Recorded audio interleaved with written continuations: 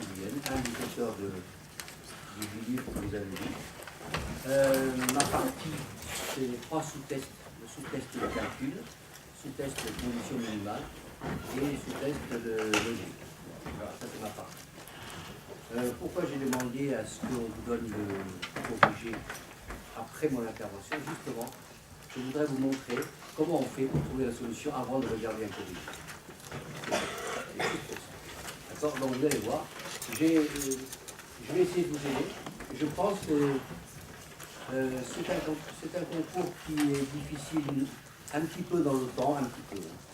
Mais surtout, ils vont solliciter chez vous beaucoup de notions que vous avez vues depuis longtemps, peut-être plus revues, qui vont de la 6e, peut-être pas la 6e quand même, enfin un petit peu, de la 5e jusqu'à la classe de première. Donc, ce qui veut dire que je ne vais pas vous faire un rappel de cours, ce serait beaucoup trop facile. Mais je vais vous montrer comment il faut réviser vos bases en fonction du concours. C'est ça qui est intéressant. Et vous allez voir que ça va restreindre le champ de réviser. On va commencer tout à l'heure par corriger le calcul, et vous allez voir que j'ai mis dans ce blanc pas mal de questions sur les puissances, parce qu'ils adorent poser sur les puissances. Pourquoi? Pas simplement parce que c'est là où ils peuvent parfois faire la différence entre les candidats. D'accord? Donc vous allez voir, je vais rentrer dans le sujet, et je vais le mettre à votre place, et je vais vous montrer comment je vais réfléchir, et comment il faut faire pour que les choses deviennent faciles. D'accord? On en reparlera à la fin des corrections, mais pour l'instant, je pense que c'est tout à fait faisable. Si vous ne passez pas tout de suite, si vous n'avez pas vous avez un peu le temps de préparer ce concours, eh bien, ça devrait bien se passer. Bon, ça, c'est mon avis. Maintenant, il faudrait voir un petit peu comment ça va se passer entre nous. Mais j'espère vraiment que ce qui m'a rendu service, moi, ben, ça va vous rendre service forcément. Enfin, c'est mon point de vue. D'accord? Bien, alors, vous allez voir tout à l'heure, quand je vais commencer, je ne vais pas faire le système de « ah, je vais à toute vitesse », puis après, je montre que je sais très bien faire. Vous voyez, je vais aller au ralenti, mais vous allez voir que une fois que j'ai fini, vous aurez eu le temps de préparer ça, de revoir ça, c'est tout à fait faisable en moins d'1 minute 30, largement. D'accord? Voilà, donc on commence à regarder ensemble le sous-test de calcul. Le premier exercice, quand vous serez bien vous pouvez cocher tout de suite la réponse A. Vous voyez? Bien, alors comment j'ai fait, et je ne le sais pas à l'avance, je vais vous montrer comment j'ai fait pour détecter cette réponse. D'accord? On y va. Alors, regardez. Surtout pour les camarades qui n'ont pas fait ça depuis longtemps. Si par hasard, pour une raison quelconque, je vais trop vite, ça peut arriver, c'est moi vous le signalez. Il faut que vous participiez en ayant bien compris ce que je vous ai expliqué. D'accord? Après, ça va travailler. Alors, la première question, regardez, ça. Ça va me permettre de vous rappeler le moment opportun. Ça, il le faut souvent. J'en profiterai pour les camarades qui ont un peu oublié, en rouge, ce qu'il faut retenir comme danger pour ce genre de question. D'accord? Alors ici, en regardant ça de près, vous allez voir que pour les puissances, quand il y a des additions, c'est dangereux. D'accord? Parce qu'on a tendance à additionner un peu n'importe comment. Donc pour pouvoir additionner correctement, il faut que la base soit la même et l'exposant aussi. À ce moment-là, le terme fait partie d'une famille. Ici, on voit qu'ils sont 4, la même famille, puisque c'est la même base, c'est le même exposant, donc je peux écrire ça. C'est ça? J'ai transformé cette somme en produit. Et grâce aux propriétés des produits, deuxième réflexe à avoir, quand vous travaillez sur les puissances, vous ne jamais laisser des nombres qui ne soient pas des nombres entiers. D'accord? Des nombres premiers, pardon. Alors ici, 4, c'est 2 au carré. Fois 2 exposant A, et d'après la règle sur les puissances, c'était bien 2 exposant 2 tout ça. Dans les multiplications, on additionne les exposants. Est-ce que j'ai besoin de reprendre? Oui? Non? Donc, regardez, 30 secondes. Je mets à côté. Vous allez voir, parce qu'on va travailler par thème. Je vous conseille de faire ça. Quand vous allez travailler pour préparer votre cours, travaillez par thème. C'est-à-dire vous prenez plusieurs exercices concernant le même thème et vous travaillez vos réponses. D'accord? Voici des rappels sur les puissances qui sont très importants. Il n'y en a pas beaucoup, mais il y en a suffisamment. Alors, A exposant M, fois A exposant M, les deux conditions sont remplies, même base et multiplication. Donc on a le droit d'additionner les exposants. D'accord? Ici, A sur N, A exposant N, divisé par A exposant N. Là, c'est une différence d'exposants. L'exposant en haut, moins l'exposant en bas. Ça, sont des petits rappels de base. Ensuite, quelque chose qui est très souvent sollicité. Regardez, A exposant N élevé sur B exposant M, le tout, je regroupe, hein, merci. Le tout exposant B, à ce moment-là, on multiplie les exposants. Ça fait A exposant N fois P sur B exposant M fois P. D'accord, voilà, ça c'est la base. Bien. Maintenant, les dangers. Quand est-ce qu'il y a un danger? C'est quand il s'agit d'une somme ou d'une différence. Là, il y a un danger. Alors, regardez, nous sommes dans deux cas de figure. Si vous avez ça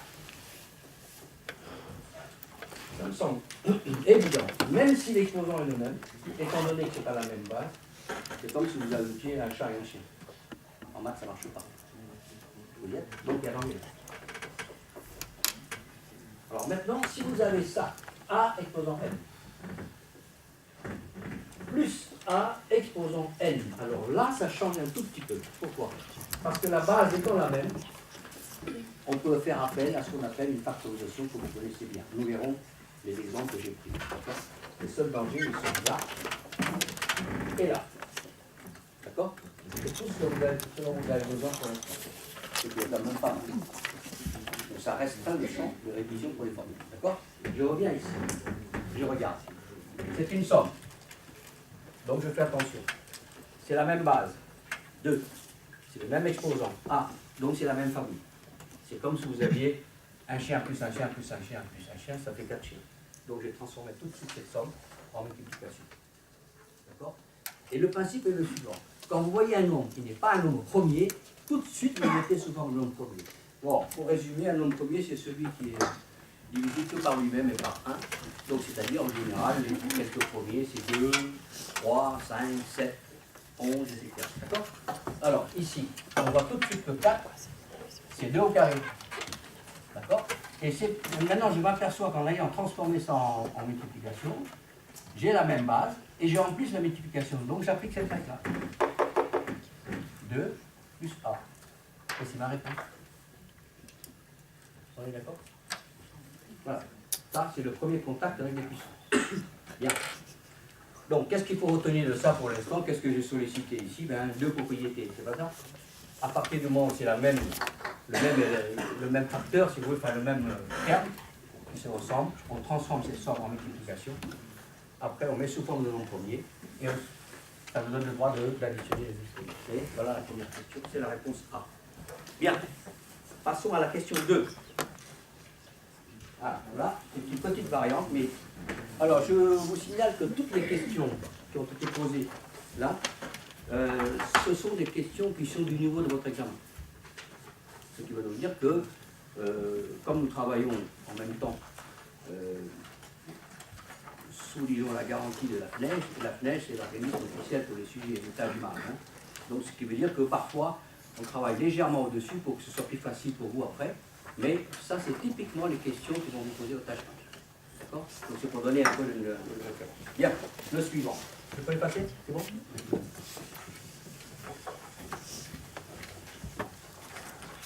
Maintenant, le suivant, c'est un petit peu plus compliqué, mais à peine. 3x carré. Fois 9. Là, je vais aller doucement aussi, pour que vous puissiez voir quelles sont les nouveautés qui sont arrivées dedans. 3 et 27. Vous voyez? Alors, cette fois-ci, c'est souvent une équation. Ça ne change pas plus, c'est pour vous payer. Donc ici, le 3, c'est un nombre premier, donc on ne le touche pas. Son exposant, il fait un peu peur, mais pour l'instant, on ne sait pas quoi en faire. Hein. Par contre, celui-ci, là, c'est 9. Et 9, c'est 3 au carré. Élevé à la puissance x. Et le 3, c'est un nombre premier. Et qu'est-ce que vous remarquez? Vous remarquez, regardez, que nous sommes tous dans la base 3. Oui? Et donc, il suffit simplement de mettre un ici pour être sûr de ne pas l'oublier. Et de l'autre côté, 27, c'est 3 fois 9, et 3 fois 9, ça fait 3 exposant 3. Ça fait 3 au cube. Oui. Alors, c'est ici que j'interviens. Il vaut mieux que vous revoyez un petit peu vos premiers cubes et vos premiers carrés. Comme il vous interdit la calculatrice, il vaut mieux les connaître un peu. D'accord? Bien. Ben voilà. La règle est la suivante. Puisque vous avez une égalité entre ces différents facteurs, ça veut nous dire que vous avez une égalité entre les exposants. Ce qui donne ceci. X au carré. Là, ça rappelle cette règle-là. Une puissance élevée à une puissance, c'est une multiplication exposant. Oui, ça fait 2x. C'est pas les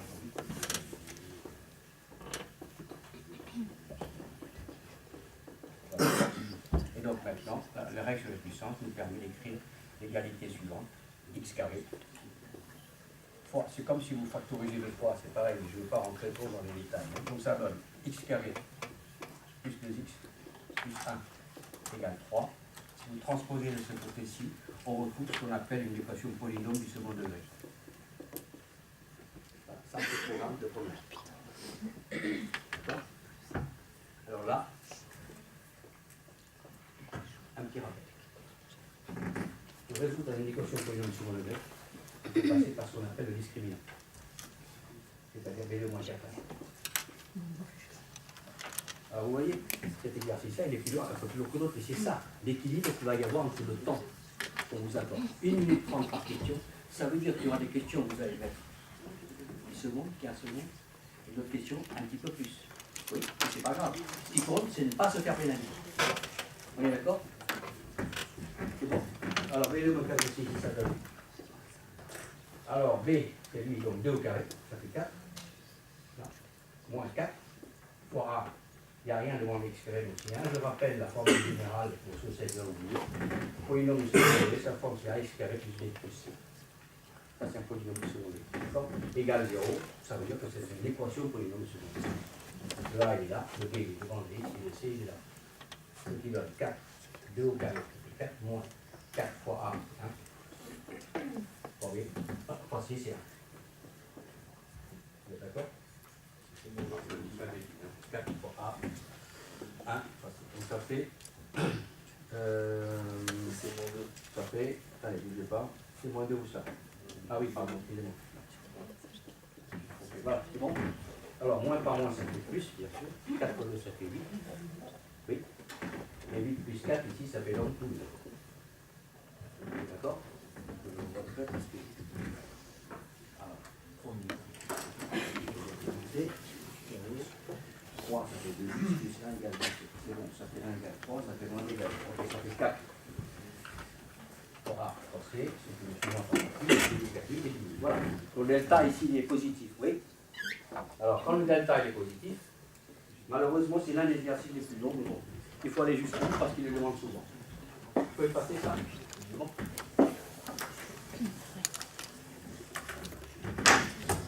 Alors, le delta est égal à 12, ce qui veut dire que racine de delta, alors c'est un petit rappel ici aussi, racine carrée de 12, ça se décompose, 12 c'est 4 fois 3, je vais lentement, et 4 c'est 2 au carré, pas 3.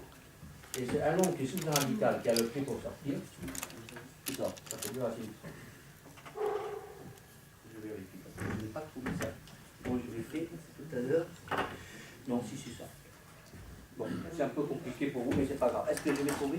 Vous avez besoin que je reprenne les radicaux ou pas là? Il n'y a pas la réponse. Attendez, j'ai pas fini.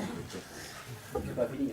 C'est juste calculer la valeur du delta et je trouve les deux racines. Oui, c'est bon? Vous pouvez y aller? Alors, voici les formules des deux solutions d'un polynôme du second degré à partir du moment où delta est positif. Là, c'est que les deux racines existent. Oui? Voici les formules.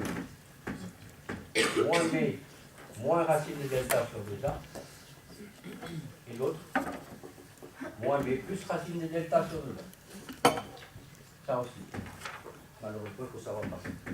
Ça, ce sont des points sur lesquels vous êtes obligé de réviser. Sans ça, on peut pas sortir. Oui?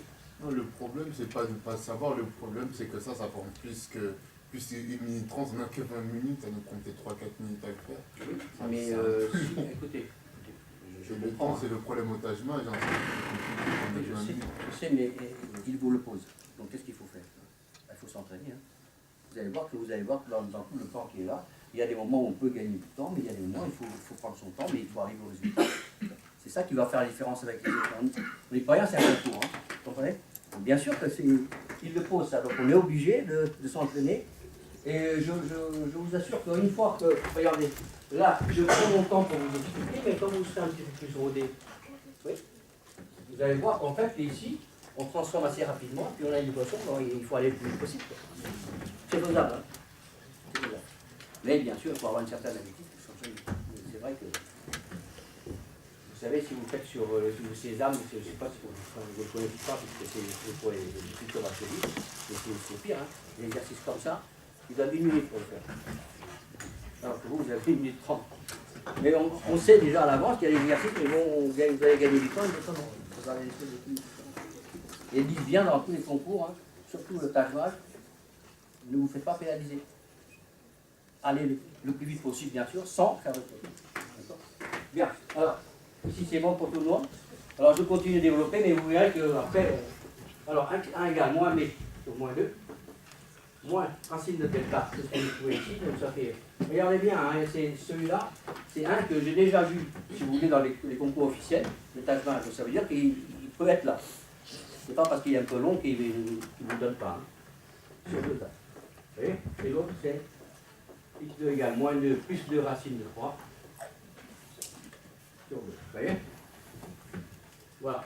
Donc ici, qu'est-ce que ça donne? Ça va aller mieux tout à l'heure, vous verrez, hein, quand on passera dans les problèmes. Mais pour l'instant, on est obligé de prendre de ça. Alors, ici, ça fait, pour abréger un petit peu, comme il y a un 2 en bas, on factorise le 2 là. Oui, ce qui fait moins 1, moins 2 racine, moins racine de 3 sur 2, et par simplification, ça vous donne une première valeur. Oui. Et factoriser 2, il reste moins 1, moins racine de delta sur 2. Je simplifie, il reste moins 1, moins racine de 3. D'accord? La deuxième là-bas, c'est, je factorise également le 2, il va rester moins 1 plus racine de 3 sur 2. D'accord? Et je regarde un petit peu pour voir si j'ai 2 racines laquelle ils veulent. Je regarde les conditions. Hop, et je vois qu'ils ont précisé que x est positif. C'est pas ça? Dans le texte. Ça veut donc dire que celle-ci, je vérifie, celle-ci elle est hors jeu. Et celle-ci, racine de 3 moins 1. Je rappelle tout le monde que racine de 3 c'est environ 1,732. Donc c'est positif. Donc c'est la bonne réponse. D'accord? Je reprends. Oui. C'est environ 1,732. Donc c'est plus grand que 1. Donc la valeur est positive, donc c'est celle-là la valeur. D'accord? Celui-là, il est un peu long, mais bien travaillé, méfiez-vous. Hein. Le B2 motif facile. Polynôme secondaire, il demande tout le temps. Tout le temps. C'est l'une des propriétés de première. Il y en a une d'ailleurs juste après. Oui. Moi je suis toujours bloqué à moins 2 racine de 3. Et après je sais pas, vous passez de 2 ici, moins là 1. Ouais. Et après ça donne 2 moins 1 moins racine de 3. Ici là. Bon, alors, je reprends. Ici, je vois qu'il y a un 2 en bas. Donc quand vous avez un 2 en bas, il faut chercher à essayer de simplifier. Donc en haut, comme il y a un moins 2 et un moins 2 racine de 3, je factorise le 2 dehors, ce qui donne ça. Et il va me rester moins 1, moins racine de 3. Regardez, si vous redistribuez, ça fait bien moins 2 racine de 3. Et j'ai factorisé le 2, parce qu'en bas, il y a un 2, donc ça va me faire. D'accord? N'hésitez pas à poser des questions, parce que je pense que c'est comme ça que vous allez mieux cibler les points sur lesquels vous avez besoin de revenir. Vous voyez? C'est bon? Voilà, alors, vous voyez, on a changé de gamme tout de suite. Maintenant, regardez. Pour vous montrer qu'ils sont capables également de solliciter d'une manière... bon, on peut penser que c'est long, mais c'est pas long. Regardez, je vais passer. Vous avez le texte sous les yeux, s'il vous plaît. Vous tournez la page et vous allez à l'exercice numéro 10, s'il vous plaît. 10. C'est 3 là, s'il vous plaît, et le numéro 3 aussi. travaillez-les ensemble. Ça permet de réviser les mêmes techniques au même moment. Oui. Et ça, malheureusement, c'est la technique du calcul. On ne peut rien, c'est comme ça. Voyez?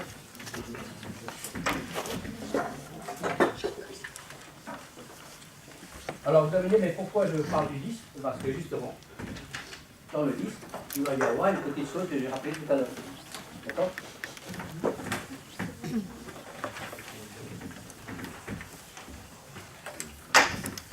Alors.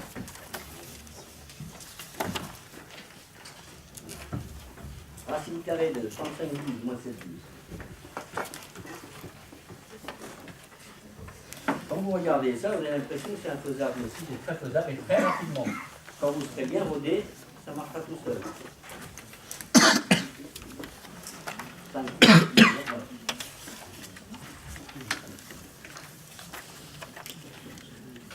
voilà. Si vous faites, si cet exercice vous gêne, regardez bien comment je vais rentrer dedans. C'est pas moi. Parce que avec le contraste, pardon. 7 puissance 8. Je vois 35 puissance 12 moins 7 puissance 12, mais 7 en bas. Voilà, on est d'accord? Est-ce qu'il y a parmi vous des camarades qui ont trouvé ça? Oui. Combien? 40. Regardez, on y va.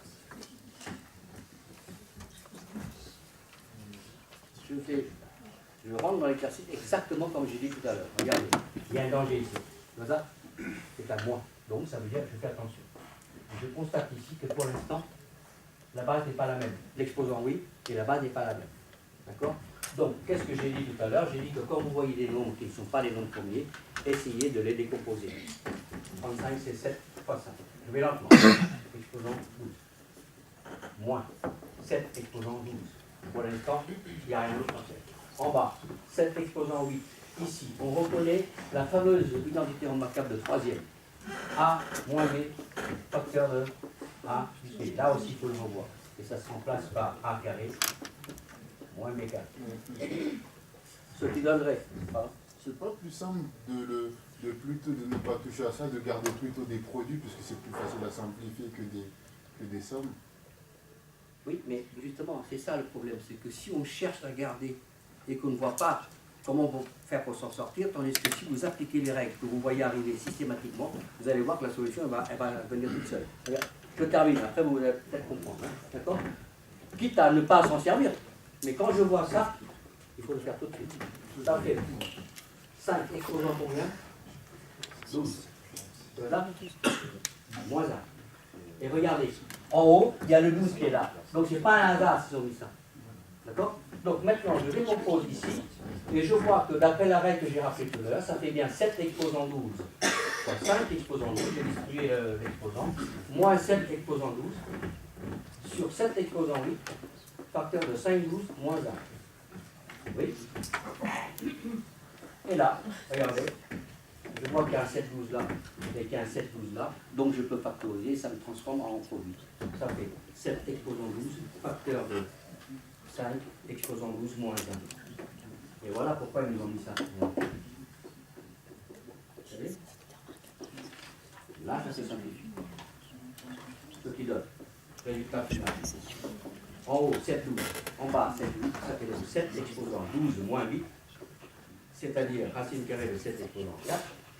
Et 7 exposant 4. Je vais lentement, je détaille tout, surtout pour les camarades qui vont un peu oublier. Oui. Je fais apparaître la clé de sortie. 7 exposant 4, c'est 7 au carré. Exposant élevé au carré. Voilà la clé pour sortir. Donc il sort 7 carré 46. C'est la réponse. Oui. Je n'ai fait qu'expliquer, appliquer mes règles systématiquement, sans avoir à l'avance de me faire gêner par leurs questions, par les réponses qu'il faut. Bien. Voilà, encore un. Lui, il est à un niveau légèrement supérieur, mais on a déjà vu des questions comme ça. Même s'ils cachent leur sujet, nous on a des retours de stagiaires et on sait quelles sont les questions en général qui peuvent poser problème. On va suivre.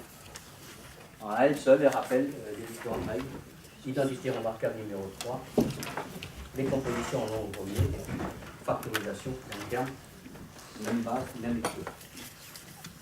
Voilà. Oui, bien sûr. La première et la deuxième sont très peu utilisées. A plus B au carré, ça fait A au carré, plus 2AB, plus B au carré. Et A moins B au carré, vous allez voir, dans un des problèmes, j'utilise ça. Donc vous voyez, rien ne leur échappe. En fait, ils arrivent à construire des exercices sur des propriétés que pas mal de gens ont oubliées. Voilà. Et puis la dernière, c'est celle-là. C'est celle qui est la plus souvent utilisée. A carré moins B carré, et A plus B facteur d'harmonie. Pour vous reposer un petit peu, parce que je pense que ça fait la troisième fois qu'on manipule ça, donc je reviendrai sur le 3 tout à l'heure. Maintenant, on va changer un peu de thème. Je vais essayer de vous faire résoudre, de faire un problème de maths, d'accord, en essayant de faire en sorte que ça aille le plus vite possible. Vous voyez? On y va. Donc, je reprends l'ordre de départ. Oui.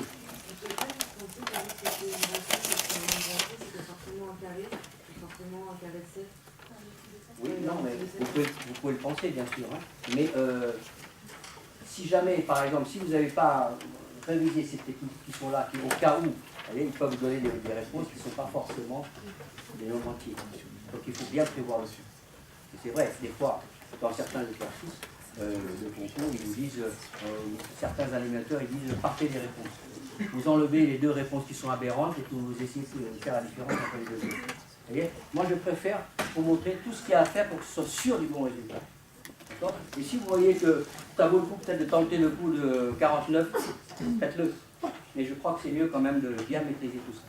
D'accord? Au cas où il ne vous donne pas des portes de sortie aussi faciles. Bon. Alors. La question 5. On y va. Vous marquez dessus. Alors, je pense que peut-être qu'on pourrait mettre ces petites étoiles. C'est ce que je conseille toujours à mes stagiaires devant certains exercices. Pourquoi? Parce que d'après les retours qu'on a, ils sont toujours présents. D'accord? Donc autant les surveiller. Cet exercice,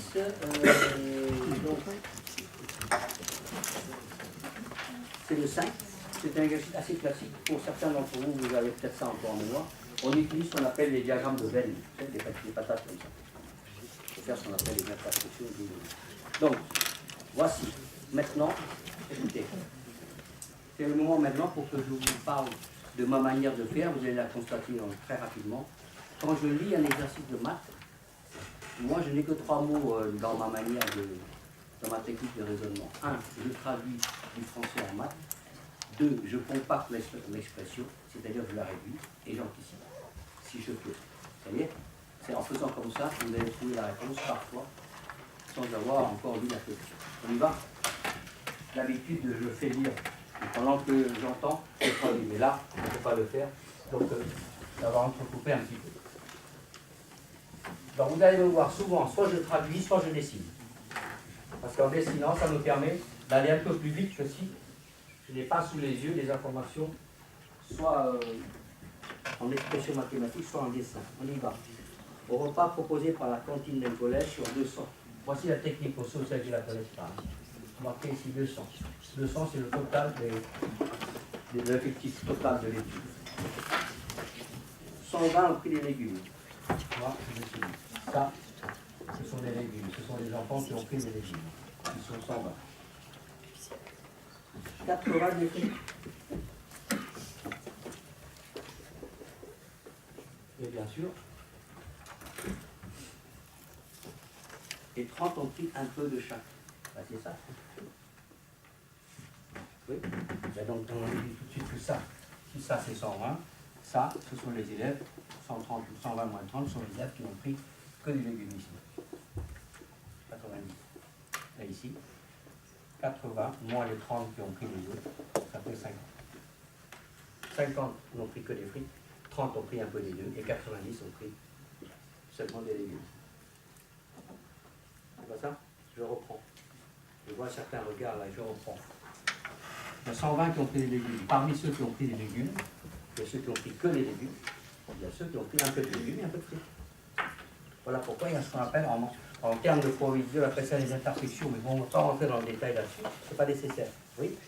Dès que vous avez vu qu'ils sont 120 là, et qu'il y en a 30 qui ont pris des légumes et des fruits, mais ça veut dire que ceux-là, ils ont pris que les légumes. Et donc je prends le total et j'enlève ce qui est l'intersection. 120 moins 30, ça fait 90. Ils n'ont pris que les légumes.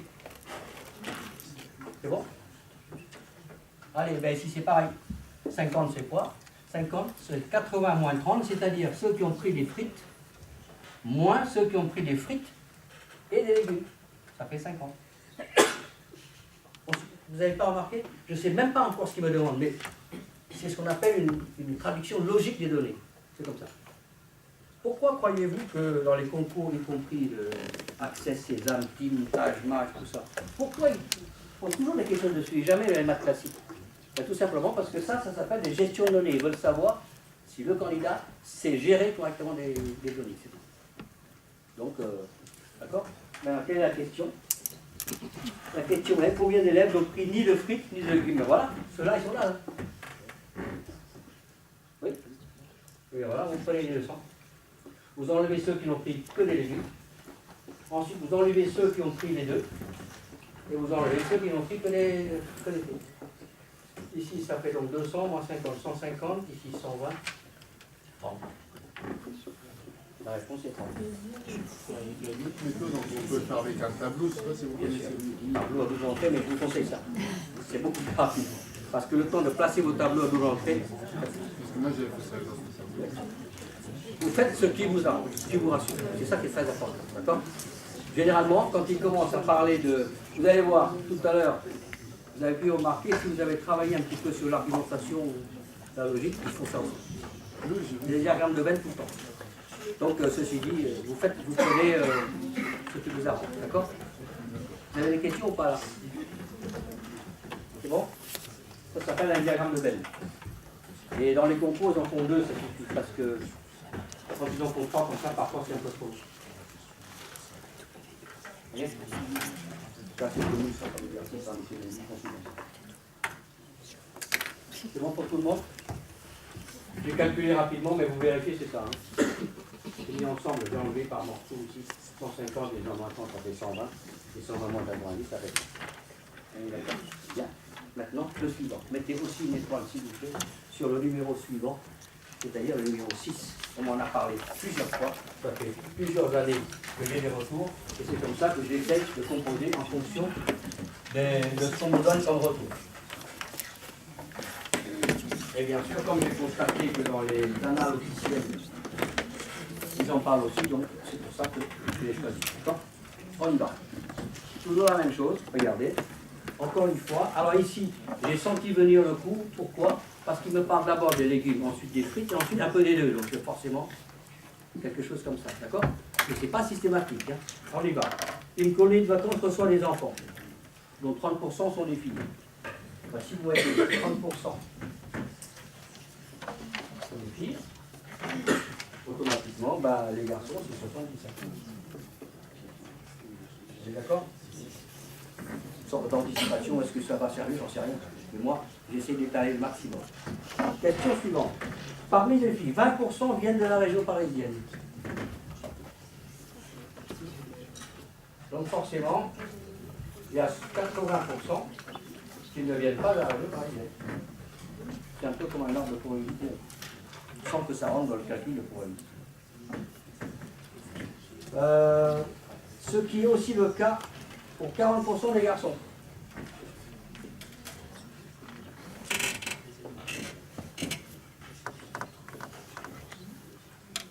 Et maintenant, la question est très simple. Quel est le pourcentage d'enfants venant de Paris? Ben, c'est ça. Hein. C'est ça. 30, ça fait 0,3. On va 0,3. Fois 20%, ça fait 0,2. Et plus ceux qui viennent de Paris, de côté garçons. C'est 40%. C'est pas ça. Ça fait 0,28, ça fait 22, 0,28. Les cités sont 160, ça fait 0,30, 60, ça fait 6. 0,1, ça fait 6. 6,2, ça fait 28.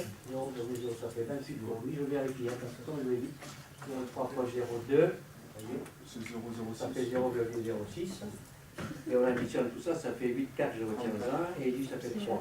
0,34, et donc 34% d'enfants qui viennent de Paris. Quand vous serez bien rodé là-dessus, ça va vite. Vous êtes d'accord avec moi? C'est pas un exercice. Puis une fois que vous avez l'habitude de faire, vous avez vu que les calculs qu'on doit faire sont très petits. Hein. On n'a pas besoin d'1 minute 30 pour faire ça. D'accord? On continue sur l'avancée. Je reviendrai sur le numéro 3 un peu plus tard. Le numéro 4 plutôt, parce qu'encore une fois, le numéro 4, merci. Il y a encore un polynôme du second degré.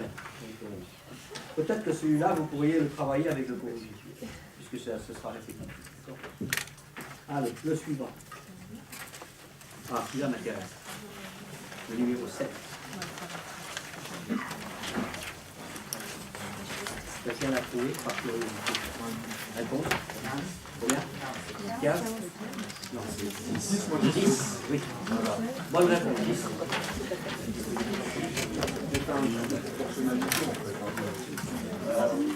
Oui, mais pas besoin même. On peut faire ça très vite. Hein. Regarde. Alors, là, un petit rappel pour les personnes qui ont oublié. Attention, mettez une étoile devant. Les histoires de vitesse et de débit, c'est toujours là. D'accord? Donc, je vous rappelle très rapidement ça et vous allez voir. J'ai passé le photo. Bon. C'est bon. Je ne sais pas si je l'ai bien dans le corrigé, mais sinon, si vous pouvez revoir ça, bah, vous pouvez le revoir. Non, il va. Alors, voici l'exemple type de ce que je fais moi quand je lis un texte où il y a une histoire de vitesse, distance, tout le temps. Je rappelle la formule. V égale D sur T. Attention, prenez l'habitude de manipuler les formules sous forme de calcul littéral parce que ça va permettre d'aller plus vite. Oui, ici, si vous voulez le D, vous faites monter le T là en multiplication, ça fait D égale V fois T. Et si vous voulez le T tout seul, il faut d'abord le faire monter, donc faire descendre le V. Ça fait T égale D sur V. Voilà. Il faut savoir manipuler ça parce que suivant les questions qu'ils posent, si vous voulez aller vite, bah, il faut anticiper un petit peu. D'accord? Alors ça, c'est un exercice, vous allez voir, je lis phrase par phrase, je traduis. Ici, je vais traduire par un dessin et j'anticipe immédiatement. D'accord? Dès que je peux, j'avance dans l'exercice. Ça donne. Première information. Les mèches de fusée font respectivement 60 et 80. 60 pour lui, 80 pour lui.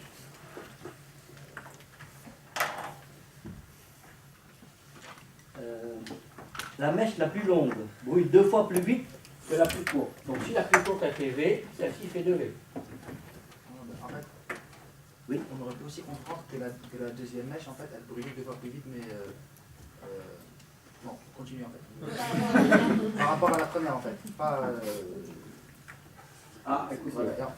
je répète la phrase. Peut-être qu'il y a une formulation qui peut être gêner, mais bon, si j'ai bien compris, la mèche la plus longue brûle 2 fois plus vite que la plus courte. Ça veut dire que sa vitesse de combustion elle est plus grande, non? Voilà, après il y a aussi la longueur. Non, mais il faut pas. Non, ben, si vous mélangez la longueur, là ça va vous perturber, c'est sûr. Soit ça brûle plus vite, ça brûle moins vite. Mais la longueur, pour l'instant, elle est indépendante de cette traduction. C'est pour ça, vous voyez, moi pour l'instant j'avance, je ne sais pas exactement ce qu'ils veulent que je fasse. Mais croyez-moi, vous allez voir, quand je vais anticiper, vous allez voir que ça va être très très rapide. Regardez bien. Hein. Ils m'ont donné une longueur, non? Et on me parle de la vitesse ici, je ne la connais pas, mais ce n'est pas grave pour l'instant. Personne ne m'empêche d'écrire que T, ou bien là, je prends la phrase la plus simple possible, D égale D fois T, non? Voilà. D c'est connu, et la vitesse, pour l'instant, je n'ai pas un problème, mais pour l'instant, voilà où j'en suis. Vous voyez? Bien, je continue de lire. Et là, plus vite que la plus courte, et celle-ci se consume en 30 secondes. Alors voilà, il me donne le T là. C'est pas ça? Donc je sors le V immédiatement. D. 60 sur 30, ça me fait 2 secondes. 2 centimètres, hein? Des centimètres? Oui, centimètres par seconde. Voilà sa vitesse. Ben, lui, c'est 4, non? 4 mètres par seconde. Centimètres par seconde. Je n'ai encore rien vu, je ne sais même pas ce qu'ils veulent. Hein? Oui, mais regardez, si j'ai sa vitesse et que j'ai sa distance, encore une fois, D égale G.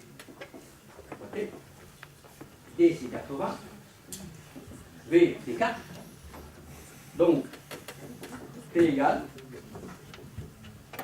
80 divisé par 4, ce qui fait 20 secondes. Lui se consume en 20 secondes. Oui. Et l'autre combien? Donc ça veut dire que celle qui va la plus vite, je ne l'allumerai que 10 secondes après l'autre. Tu vois ça? Je reprends. Il y en a une qui met 30 secondes.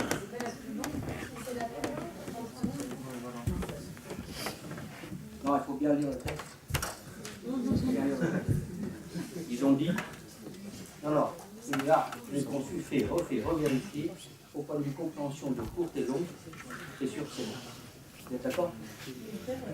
Celle-ci, regardez, c'est comme un exercice de poursuite. Celle-ci est la plus longue. Donc elle doit aller plus vite, sinon elle ne rattrapera jamais l'autre. C'est ça? Donc c'est quand même logique, ça tient la route sur ça. Donc je reprends.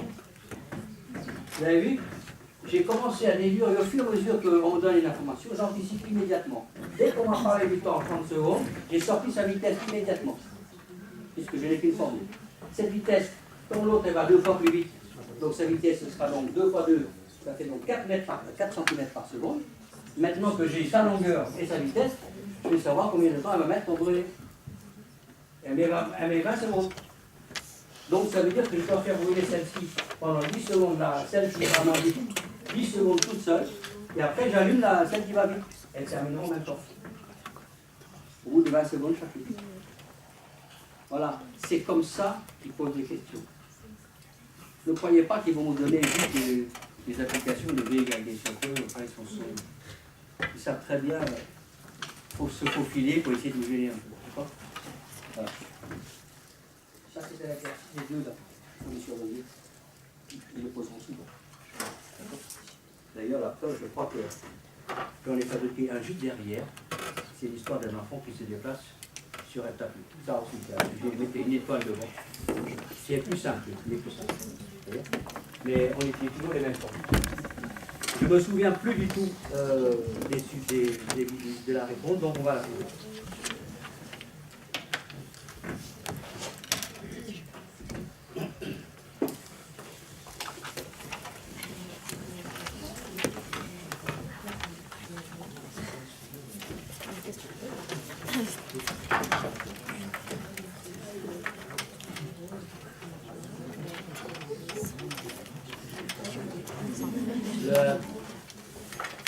Oui, on va s'en débarrasser. Ce que je suis en train de faire, vous me voyez réfléchir sur le fait que quand les exercices se ressemblent un petit peu au point de vue d'utilisation, je vous demande si je ne vais pas vous laisser travailler avec le corrigé. C'est pour être sûr d'avoir le temps de tout faire, parce que je ne vais pas vous faire sortir non plus à des heures impossibles. D'accord? Donc vous pouvez marquer ici. De toute façon, au pire, vous pouvez toujours résoudre, mais je pense que maintenant que vous avez un peu compris le principe, je pense que la 8 se fera un peu de la même manière que la 7. Donc vous pouvez marquer voir corriger, et puis on verra. D'accord? Parce que je voudrais essayer de terminer rapidement d'autres exercices plus importants. Le 9. Est-ce que quelqu'un a réussi à le faire? 675. 675. Il me semble que oui. Bien. Alors regardez, c'est très simple. Mettez une étoile, s'il vous plaît, dessus. C'est une propriété que je vais vous expliquer tout de suite. Regardez. C'est quelque chose que l'on montre aux élèves de, je crois, 5e tout à fait. D'accord? Donc, autant de raisons d'avoir oublié. Mais vous ne l'ouvrez pas de sitôt, hein, parce que lui, vous allez voir, à mon avis, il sera là. D'accord? Bien. C'est un exercice dit de proportionnalité. Alors regardez, je prends un exemple. 2 sur 3. Je multiplie par 7, par exemple. Ça fait 14 et 6 sur 21. Vous êtes d'accord? Alors si je vérifie par produit en 3, 2 fois 21, ça fait 42. Et 3 fois 14, ça fait 42. Nous sommes bien dans une égalité de deux fractions. Maintenant, regardez.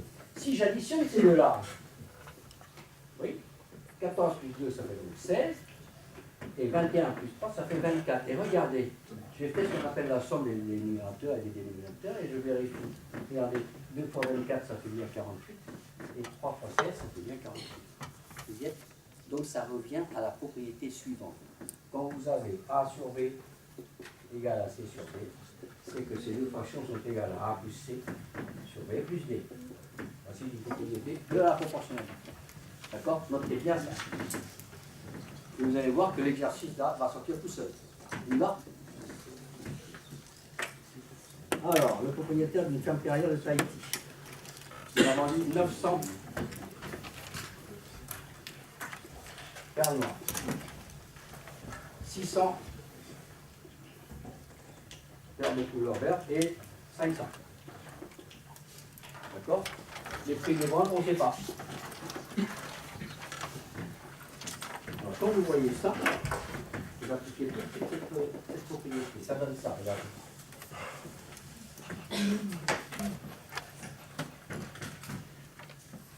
Alors, ça plus ça, vous mettez là. 900 000, 1100, 2000. Et donc ça, c'est X, plus Y, plus Z. Je n'ai pas tout lu encore, hein, mais quand j'ai vu que c'est marqué proportionnel, je fais un tableau. Qu'est-ce qu'ils vous disent ici? Dernière preuve d'information, sachant qu'il a touché 1 500 000. C'est ça? C'est ça? Ça c'est l'argent des perles noires, donc ça c'est celle de perles bleues, ça c'est le perles bleues. Ça c'est fini. Il suffit qu'un point en point. Qu'est-ce qu'ils veulent? Ils veulent la somme des perles noires, c'est ça. Voilà. Un peu en point, regardez. X égale. Vous voyez n'importe lequel, hein? X fois 2000, hein. Je vais doucement pour les camarades qui ont oublié. Je fais un produit en croix là. Et c'est égal à 900.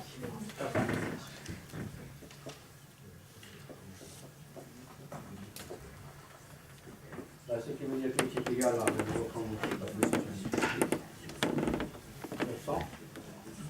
fois 1 million 500 divisé par 2. 1, 2, 3, 1, 2, 3. Ici, 2 fois divisé par 900, ça fait 450. Et je multiplie par 5. 25, je fais un depuis tout. 5, 4, 5, 7 et 5. 1, 2, 3. Résultat, si je ne me suis pas trompé, 575 000. Sinon, je refais dans la multiplication. Je me suis trompé. Alors, ok.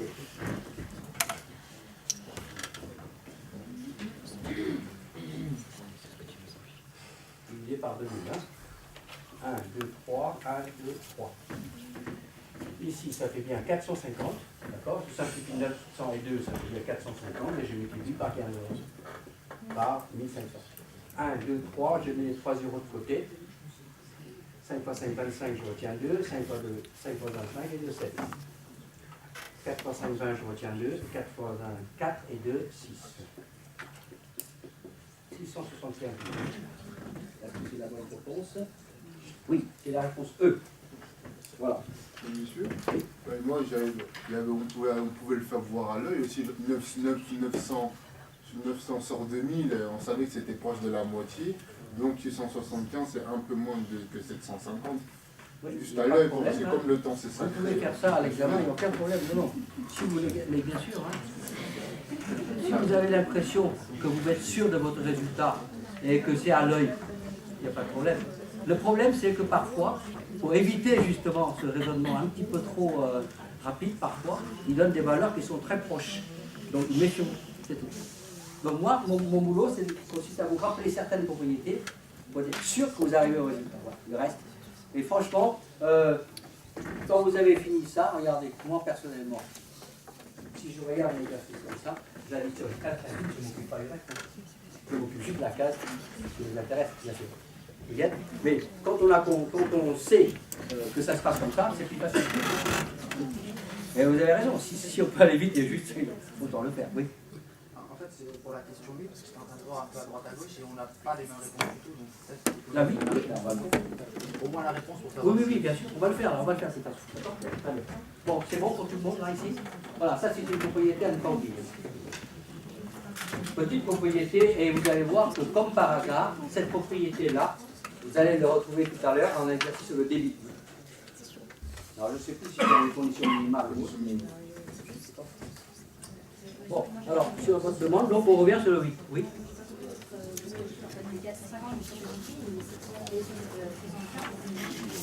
Voilà, alors, j'ai fait une multiplication. J'ai pas gardé les 3 zéros là. Oui. J'ai fait la multiplication entre 45 et 4. 4 fois 5, 5 fois 5, 25, je retiens 2. 5 fois 25, je retiens 7. Je décale. 4 fois 5, 20, je retiens 2. 7 fois 24, je retiens 6. Déjà 17. D'accord? Malheureusement, comme ils vous interdisent la calculatrice, il faut réviser un petit peu. Même certaines divisions, ils vont la font faire à la main. D'accord? Comme on a tellement l'habitude de faire des calculs à la calculatrice, il faut revoir vos tables et puis revoir vos simplifications. Malheureusement, c'est sur ça que ça se joue aussi. Vous voyez? Bien, on peut revenir sur le... Non, le 9, hein? Oui, alors.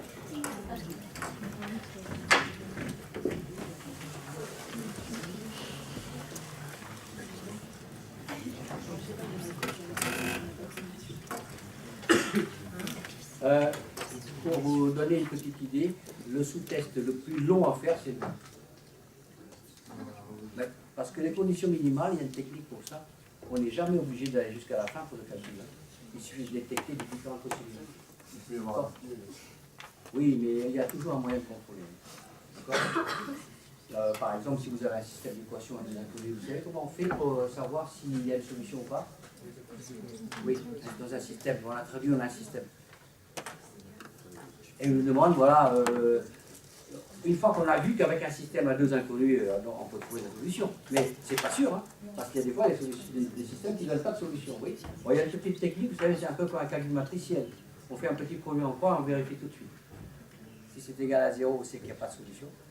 Donc c'est pas la peine. Et si c'est différent de 0, il y a solution. Donc vous cochez oui. Alors, je ne sais pas si vous connaissez ça, on en parlera tout à l'heure. Bien, allez. Nous allons. J'essaie d'aller au plus vite. Alors, un enfant fait des allers-retours sur un tapis de 90 mètres. Alors regardez, ça c'est 90 mètres, hein, c'est à distance. Ensuite, quand il marche dans le sens du tapis, ça veut dire que c'est la vitesse de l'enfant plus la vitesse du tapis. D'accord? Voilà sa vitesse. Et il met dans le sens du mouvement, 30 secondes. Ben moi j'anticipe.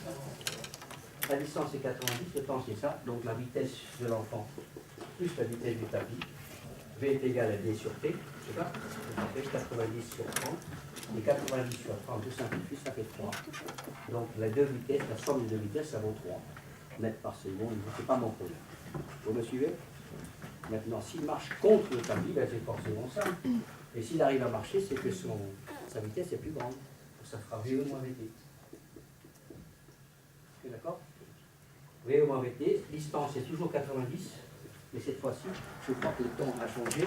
Il met 2 minutes 30. 2 minutes 30, ça veut dire que vous voulez convertir, ça fait 120, 120 plus 30, ça fait 150. On va être dans la même unité que ça. Oui, je dis par 3, ça fait 3 en haut, je dis par 3 en bas, ça fait 5. Ça fait 0,6. C'est ça? Là, maintenant, je regarde, regardez. C'est pas un système. Bon. Comme nous ne sommes pas dans les conditions minimales, je suis obligé de le résoudre. Qu'est-ce qu'il me demande? Oui? D'accord. Je termine d'abord. Hein. Je suis désolé. Vous avez pu remarquer aujourd'hui, on réussit rapidement, mais je termine les calculs pour les camarades qui sont déjà arrivés jusque-là. Oui? Il me demande en fait quelle est la vitesse du tapis. Mais regardez, il faut savoir faire un choix justement pour aller vite. Quand on vous demande la vitesse du tapis, ça veut dire que, si, regardez, ça c'est un système qui est déjà prêt à fonctionner. Regardez. Si j'additionne membre à membre, la vitesse du tapis disparaît. D'accord? Donc j'aurai 2 VN, 2 fois la vitesse de l'enfant, c'est égal à ça, plus ça. C'est plus facile pour moi d'aller vite. Pourquoi? Parce que ici le moins va me gêner. Donc je vais calculer, regardez, ça fait addition membre à membre, ça fait 3 plus 0,6, ça fait 3,06, ce qui fait que la vitesse de l'enfant, c'est égal à 3,6 divisé par 2, c'est égal à 1,8. Et si je regarde ici, regardez, les deux vitesses, ça fait 3. Il y en a un qui fait 1,8, l'autre qui fait 1,2. Je reprends.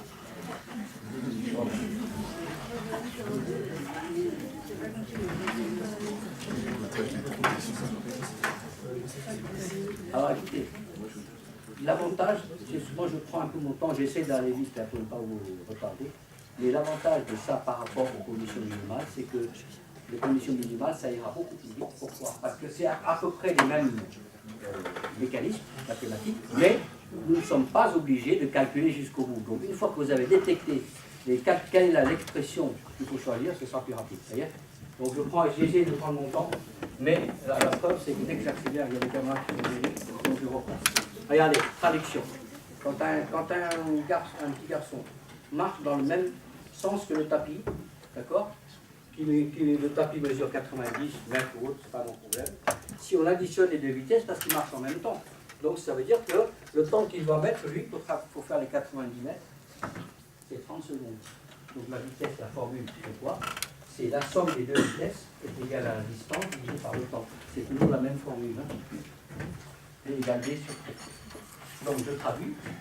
Ce sont les inconnus, mais ce n'est pas mon problème. Pour l'instant, je ne peux pas avancer plus vite. C'est égal à 90 divisé par 30, ça fait 3. Ça veut dire qu'ensemble, les deux vitesses, ça vaut 3. Et je suppose que ce sera des mètres par seconde, là, puisqu'il y a 90 mètres et il met des secondes, d'accord? Mais l'unité ne joue pas de rôle ici. Par contre, s'il marche à l'envers, ça veut dire que le tapis va le ralentir. Et bien sûr, s'il avance quand même, c'est que sa vitesse elle est plus grande que le tapis. Donc ce sera la vitesse de l'enfant moins la vitesse du tapis. D'accord? Et à ce moment-là, il met, combien j'ai dit 2 minutes 30, ça veut dire 150 secondes. 2 minutes, ça fait 120. Plus que 30, ça fait 150. Donc, je pose ma division. La distance, c'est 90. Le temps, c'est 150. Je simplifie. Bon, c'est ça où j'ai accéléré un peu. C'est pour ça que je vous ai recommandé de revoir vos simplifications. 9, c'est 3 fois 3. Et 15, c'est 3 fois 5. Donc, je barre le 3, il me reste 3 sur 5. Et 3 sur 5, ça fait 0,6. 30 divisé par 3 divisé par 5, ça fait 0,6. Parce que 6 fois 5, ça fait 30. D'accord? Voilà, donc j'ai devant moi ici un système. V de l'enfant plus V du tapis, c'est égal à 3. Voilà. Et V de l'enfant moins V du tapis, c'est égal à 0,6. Donc en maths, si vous avez un système, vous faites ce qu'on appelle une combinaison linéaire. Vous savez, on additionne vraiment. Et à ce moment-là, VT et moins VT disparaissent. Il me reste 2V. Donc voilà. Et ça fait la somme ici de ce côté-ci, ça fait 3 plus 0,6, ça fait 3,6. Ce qui fait que ça me donne tout de suite la vitesse de l'enfant. 3,6 divisé par 2, ça fait 1,8. Et comme ensemble, ils font 3, ça veut dire que 3 moins 1,8, ça fait 1,2. C'est la vitesse du tapis.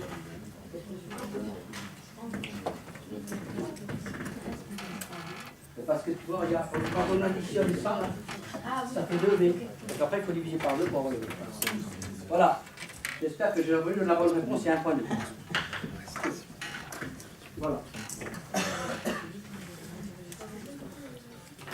Bon, on passe au numéro 11. Je pense que le numéro 11, tout le monde l'a vu. C'est pratiquement du cours. Je le corrige quand même rapidement. La bonne réponse, ça se voit tout de suite, c'est la réponse C. Il ne faut pas hésiter là. Il faut raisonner.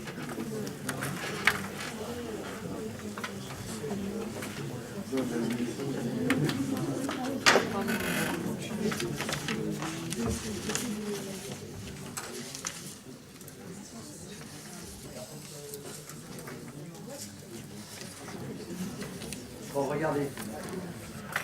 Pour faire cet exercice-là, c'est très rapide. Quand vous aurez remis un peu vos idées en place, je pense rien qu'en regardant l'énoncé, on sait tout de suite que c'est la réponse C. D'accord? Pourquoi? Parce qu'il s'agit d'une histoire de coefficient multiplicateur que vous avez largement vu en économie. Vous voyez? Regardez. Ça, c'est la longueur initiale. Vous laissez tomber la vôtre, et quand elle remonte, elle s'est allongée d'une certaine quantité. C'est ça? Autrement dit, la longueur est devenue plus grande parce que le fil s'est déformé. D'accord? Donc, d'après un calcul de pourcentage que vous devez sûrement connaître, quand vous prenez la longueur et que cette longueur augmente de, on regarde, je vérifie, 10%, d'accord? Eh bien, 10% d'augmentation, ça donne un coefficient multiplicateur de 1 plus 10 sur 100, que tout le monde connaît. Et ça, c'est bien sûr 100 plus 10, ça fait 110, divisé par 100, ça fait 1,1. Voilà. Ça, c'est la deuxième longueur après la remontée la première remontée. C'est ça? Si maintenant elle retourne, il remonte encore, La longueur sera longue, ça fait encore ça. Cette longueur. Et si ça remonte N fois, ben ce sera L fois 1 fois 1. Évidemment. On appelle légèrement un petit peu.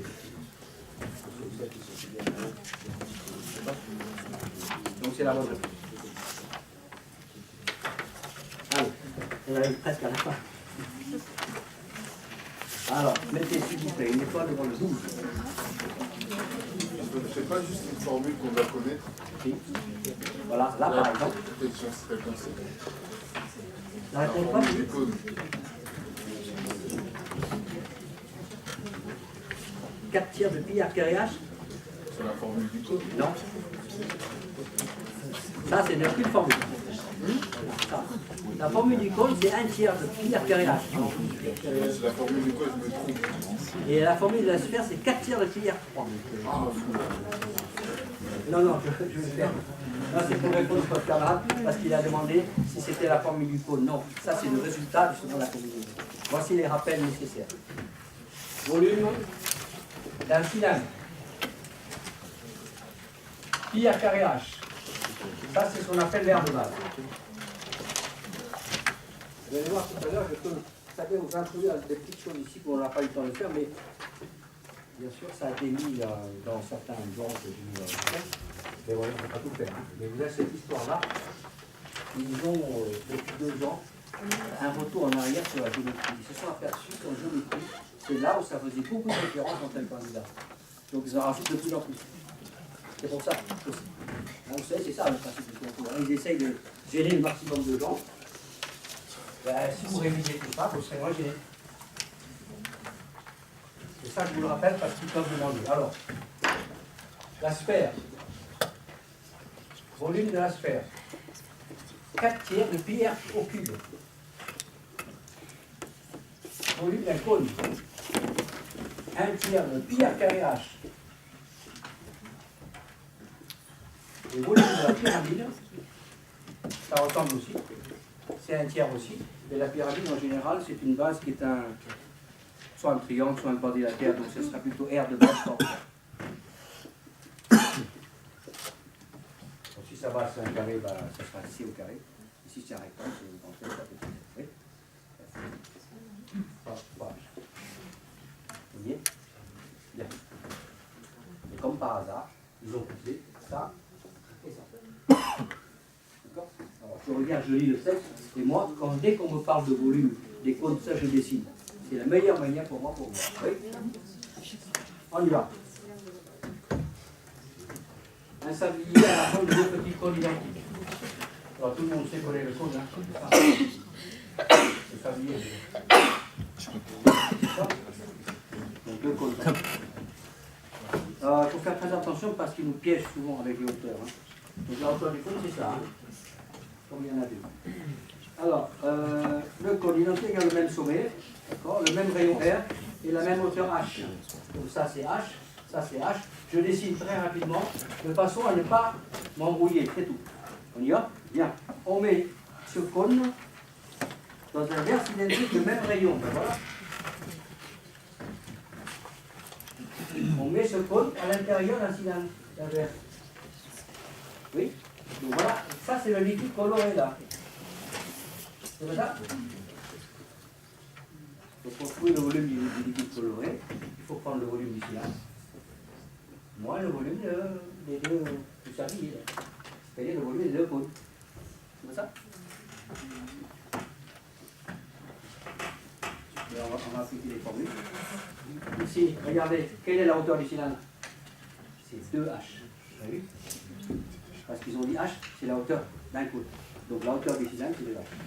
Donc le volume du cylindre, c'est, d'après la formule, pi, R carré, 2H. Voilà la hauteur du cylindre. Oui. Moins 2 fois le volume du cône. 2 fois 1 tiers pi r carré H.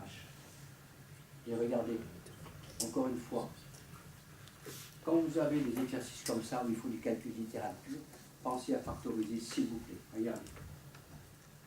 Pi, je peux factoriser. R carré, I, R carré, vous voyez, là. Le H, je peux le factoriser. Oui, qu'est-ce qui va rester de ce côté-ci? 2, moins 2 tiers. Moins 2 tiers. Bien, je réduis ça au même dénominateur. 3 fois 2, 6. 6 moins 2, 4. Résultat final, c'est 4 tiers de pi r carré h. C'est la bonne réponse. C'est ce que je vous avais dit. Si vous avez une manière plus rapide de le faire, je suis preneur. On y est? Volume du cylindre, moins 2 fois le volume du cône. Le volume du cône, c'est ça, sa formule. Donc j'ai pris 2 fois. Volume du cylindre, pi r carré h, c'est comme le cylindre, il vaut 2 fois la hauteur du cône, donc ça fait 2h. Donc ils ont joué sur le calcul du carré. C'est ça. D'accord? Écoutez, franchement, si vous ne passez pas tout de suite, ça se travaille, c'est très bien ça. Il faut simplement s'y mettre, c'est tout. D'accord? Une fois que vous aurez... Alors regardez, quand on voit ça, vous voyez bien que si vous ne faites pas, vous ne mettez pas en facteur des termes qui ne changent pas, ça va vous embêter pour le gâteau. D'accord? Donc ça va faire partie. Voilà. Ça, c'est la géométrie qui demande. Regardez aussi, juste une petite extra pour vous montrer un petit peu que finalement, quand vous saurez bien manipuler ces formules, ce sera très facile quand même. Regardez, une petite astuce ici qui donne souvent dans les concours de ce type-là. On met ici un verre cylindrique, oui, avec un volume d'eau ici. Voilà. Volume V d'eau, de hauteur H. Ok? C'est un truc cylindrique. On met un glaçon dedans, donc supposé sphérique, d'accord, c'est une boule, quoi, ayant le même rayon que le verre. D'accord? L'eau va monter, elle va monter là. Et la question c'est, quel est le volume d'eau montée? Alors, comment tu vois, quel est le fil directeur? C'est très facile, regarde. Le volume d'eau montée, c'est le volume qui a été chassé par le glaçon. C'est ça? C'est lui qui a pu monter. Or, le glaçon, c'est 4 tiers pi à 3. Et le volume d'eau montée, c'est pi r carré h, avec l'eau montée. Après, il suffit de sortir le h. On a l'impression que c'est très difficile, mais en fait, c'est toujours pareil. Il y a toujours une petite astuce dedans qu'il faut connaître. D'accord? Bien, mais retenez bien ces formules et la manière dont tu manipules, c'est comme ça. Vous voyez? Voilà.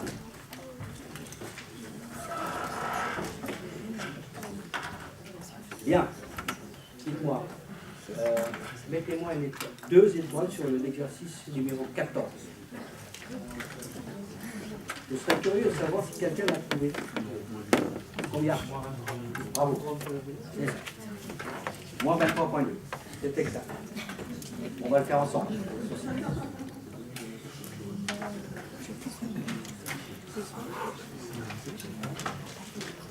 Alors, le 13 aussi. On va le faire le 13. Mettez une étoile s'il vous plaît. On le voit souvent passer dans les concours. On y va? J'ai presque terminé. On va vous laisser respirer un petit peu quand on aura fini. Écoutez, je viens de lire le 13 et j'ai vu que finalement c'est pas mal aussi, donc on va le faire d'abord. Une étoile devant le 13 et 2 étoiles devant le 14. Alors, sauf pour les camarades qui l'ont trouvé, mais pour les autres camarades, ça vaut le coup de le faire ensemble. Vous allez voir comme c'est simple. C'est extrêmement rapide si on connaît le truc.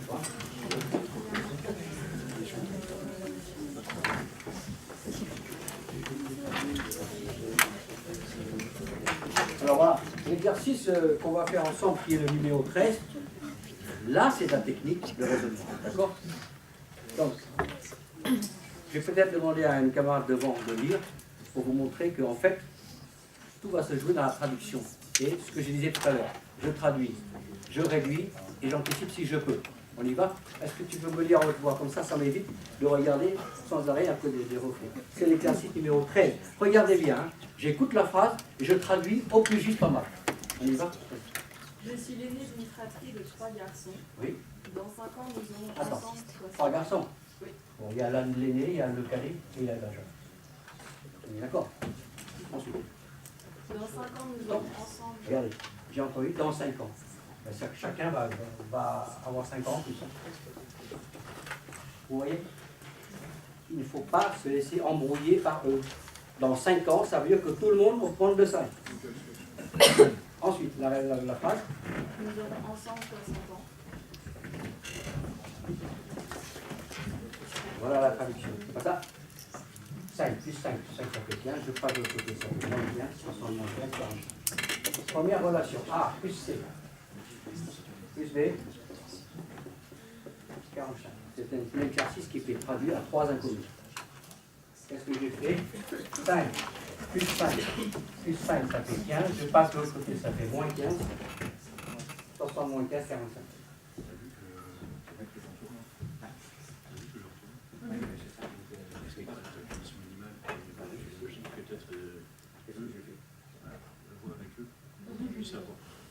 Savoir le maximum parce que J'ai essayé d'aller le plus possible. eux ça va aller vachement vite en vidéo.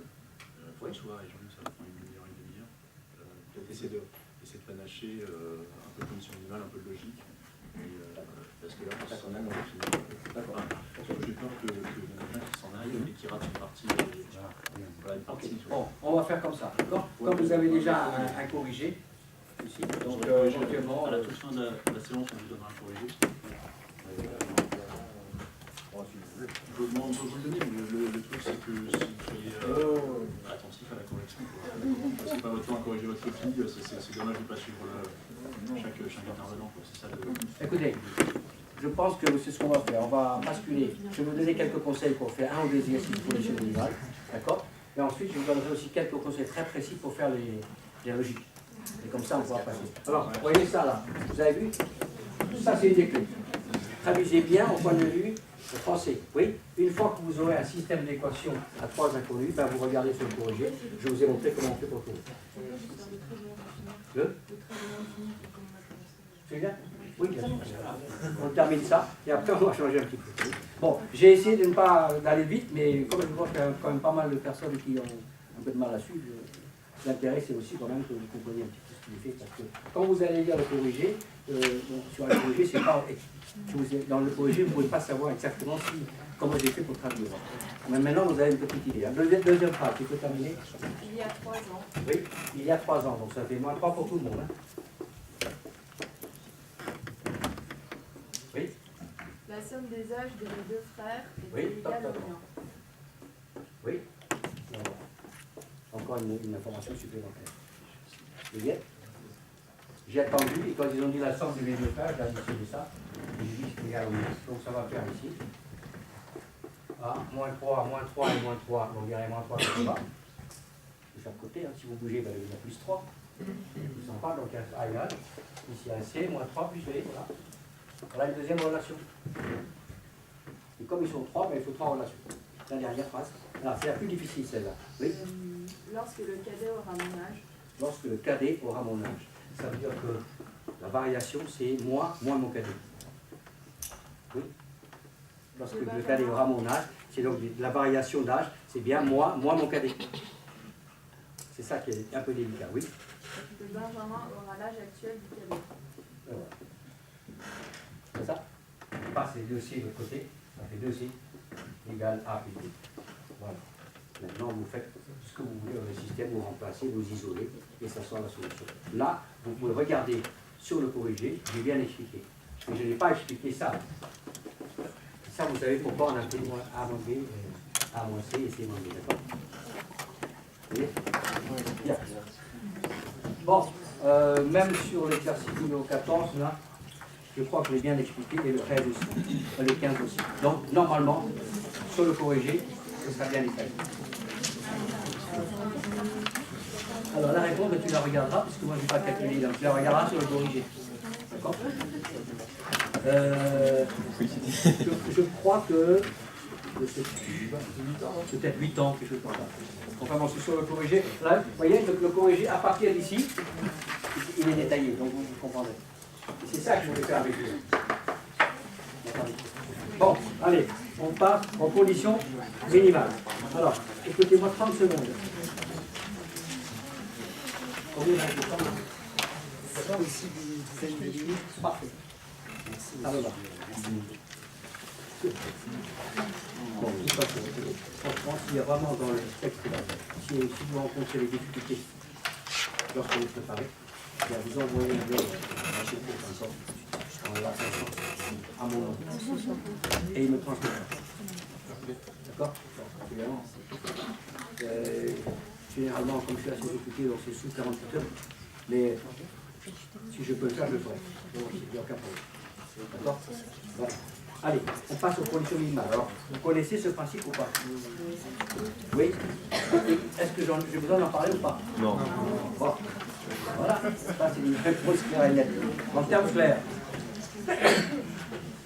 voici la technique. Écoutez bien. Il y a que, à mon avis, il n'y a que ça qui peut marcher. Vous allez voir, dans un premier temps, quand vous lisez la première phrase, on va le faire tout à l'heure. Un seul état. Vous lisez la première phrase, tout ce qui est donné dans l'énoncé, s'il vous plaît, vous traduisez. Et après, qu'est-ce qu'on fait avec cette traduction? Regardez bien combien d'inconnus vous inconnus dedans. D'accord? Après, vous prenez la première information et vous traduisez. Et vous comparez tout de suite avec l'énoncé, si oui ou non, vous avez suffisamment d'éléments pour résoudre le problème. Si c'est oui, on sait que 1, ça marche. Mais vous êtes obligé d'aller voir avec le 2 aussi. D'accord? Si le 2, amusez, et vous regardez, si le 2 et l'énoncé ça marche, c'est que c'est la réponse pour laquelle chacune des informations 1 et 2 indépendamment nous servent à la solution. C'est logique. Ça vous semble clair? Donc c'est très facile. En plus, vous n'êtes pas obligé d'aller jusqu'au bout. Regardez simplement pour savoir si ça marche ou si ça ne marche pas. Pour répondre à la question. Vous voyez? Alors, je rappelle un petit truc ici, pour ceux ou celles qui ne connaissent pas. Quand vous avez traduit et que vous avez un système, regardez, du style AX plus B égale quelque chose, hein, et puis CX plus D égale quelque chose, pour savoir si oui ou non ce système donne des solutions, vous faites ce produit-là. Regardez, il faut que ce soit les champs à l'un au-dessus d'un autre. Hein. Vous faites A fois D moins C fois B. D'accord? Pour vérifier si oui ou non. Si c'est égal à 0, c'est qu'il n'y a pas de solution. Si ce n'est pas égal à 0, c'est que ça donnera une solution, donc vous répondrez en fonction de ça. On est d'accord? C'est pour nous éviter de résoudre, parce qu'il y a des pièges des fois. Des fois on résout, donc on ne trouve pas de solution. D'accord? Bien, allez, on fait un exercice ensemble.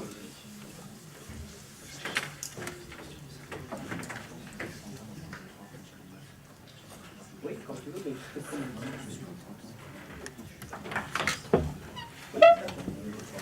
Ça marche. Ben oui, à mon avis, j'ai dit bon, parce que sinon ça marche. Ok. Bien. Il n'y a pas de solution. Si c'est différent, c'est égal à 0, c'est qu'il n'y a pas de solution. D'accord? Alors la plupart du temps, écoutez bien ici, écoutez bien, il faut que je donne des tuyaux qui marchent. Alors, la plupart du temps, on a un peu plus de temps, donc je peux faire que... Regardez, attendez, je vais généraliser ça, d'accord? Parce que c'est vrai que quand on traduit, les lieux inconnus, ils ne sont pas forcément du même côté, d'accord? Donc, regarde, le cas général, c'est ça.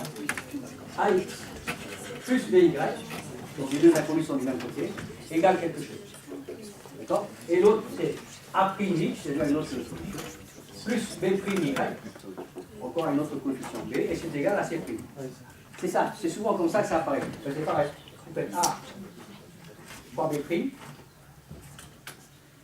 A fois B' moins A' fois B.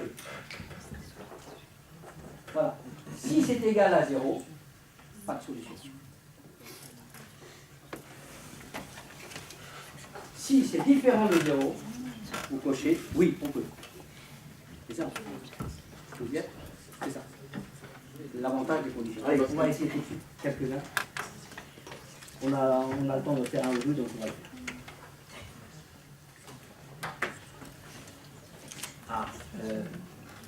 Prenez la feuille et on fait ensemble l'exercice numéro 5. Question 5, conditions minimales. S'il vous plaît. Mettez une étoile devant, s'il vous plaît aussi. D'accord? Regardez. C'est complètement vérifier ce que je vais dire. D'accord? Mais, bien sûr, il y a une astuce dedans qu'ils utilisent pratiquement tout le temps.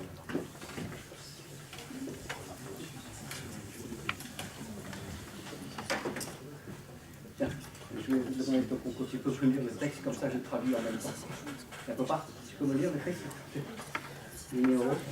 C'est l'histoire de question 5, l'entrée d'un couple dans une discothèque. Regardez bien. Vas-y. 100 filles plus 3 entrées de garçons plus 60 euros. J'en parle avec 3 filles, c'est ça? 2 entrées de filles. 2 entrées. 3 entrées de garçons plus 60 euros. Ça, c'est. Est-ce que c'est les informations directes ou pas? Oui.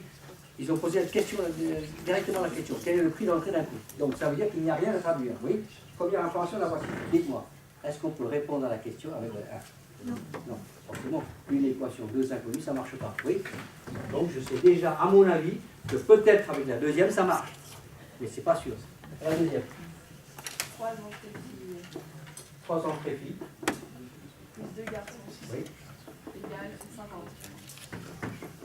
Je regarde ça, je colle directement la réponse C. Comment j'ai fait? Je sais déjà à l'avance, oui, qu'avec deux équations à 2 inconnus, il y a de fortes chances. Oui ou non? Maintenant, regardez, je vérifie là. 2 fois 2, 4, moins 3 fois 3, 9. Vous voyez bien que c'est différent de 0, donc ça marche. Il y aura une solution. Oui, mais si je fais que ça, il faudra que je trouve et le F et le Phi, le garçon, avant de trouver le prix. Maintenant, regardez l'astuce. C'est pas un hasard s'ils ont mis 2 et 2 là. Regardez. Vous additionnez vraiment, ça fait 2 filles, plus 3 filles, ça fait 5 filles. 3 garçons, plus 2 garçons, ça fait 5 garçons. Si vous factorisez le 5, ça fait 5 facteurs de filles plus garçons, est égal à 110.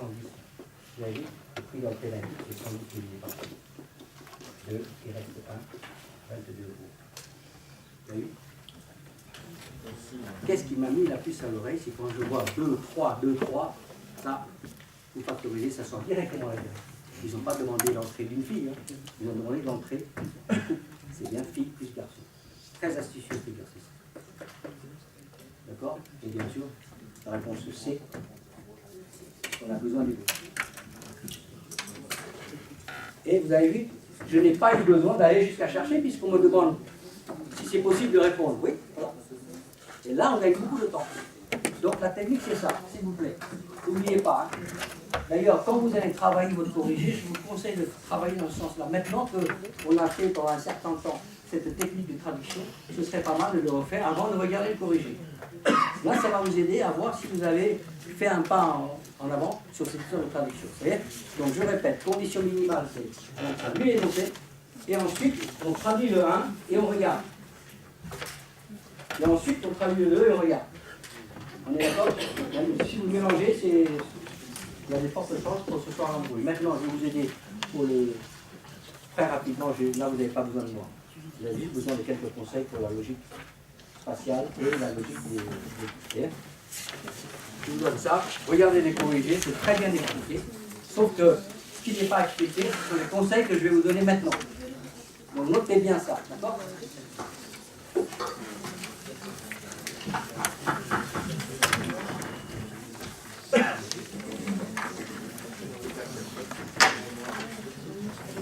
Voici les trois logiques que vous devez enseigner. D'abord, d'un côté, c'est la logique générale. Ce sont les groupes de lettres. Par exemple, ça fait ça.